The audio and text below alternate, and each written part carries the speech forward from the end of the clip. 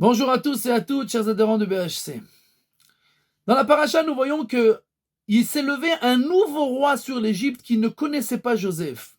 Un nouveau roi. Rashi nous dit que c'était vraiment un nouveau roi, première explication. Deuxième explication, c'était pas un nouveau roi, mais il a fait comme s'il était nouveau et qu'il ne connaissait pas Joseph. Et la question est flagrante. Que l'on explique de cette manière ou de cette manière.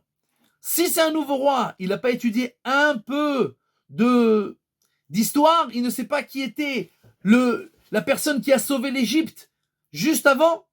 Et si c'est le même roi, il n'a aucune reconnaissance envers cette personne qu'il a dit lui-même qu'il était tellement intelligent et qu'il a réussi à sauver tout l'Empire. Alors, pour lui rendre grâce, alors il va maintenant asservir ses enfants?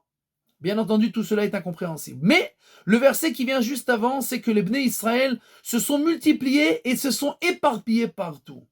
Et cela, Pharaon il dit, moi je ne connais pas ce Joseph-là. Moi je connais Joseph qui est venu, quand ses frères sont venus, sa famille est venue en Égypte, ils m'ont dit, nous on est tout seuls. On est à Goshen, on est des bergers, on n'est pas comme vous, on est de côté, on ne se mélange pas avec vous. Et c'est ce que Joseph a dit à ses frères de dire pour être à part, pour ne pas être ensemble avec tout le monde. Et le pharaon dit, moi je ne connais pas ce Joseph. Moi je connais Joseph qui est à part. Maintenant, si les Bnei Israël ils commencent à se multiplier, s'éparpiller et être partout, alors moi je ne connais pas ça. Pourquoi? Parce que la Torah nous dit, le peuple juif toujours reste en retrait. Il ne veut pas être comme tout le monde. Il ne veut pas prendre les habitudes des autres peuples. Il a ses habitudes, ses coutumes, son étude de la Torah, ses mitzvot, sa manière de vivre. Et il n'a pas le droit de se comporter comme les autres. Et à l'instant où il se comporte comme les autres, alors Dieu lui rappelle.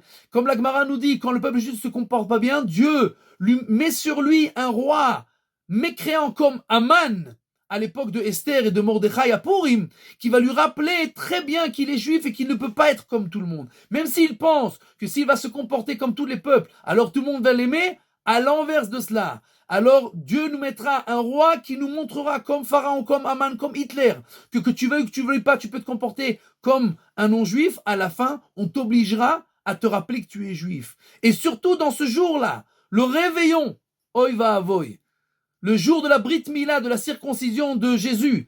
Le 25 décembre, c'était sa naissance. Il était juif, au 8e jour, on l'a circoncis. Et donc, de fêter le jour de la circoncision de celui à cause duquel des millions de gens ont été tués, et certainement des millions de juifs.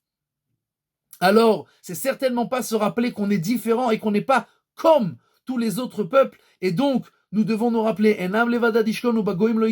et sinon, malheureusement, Dieu nous rappelle de force ou de gré que l'on n'est pas comme tout le monde.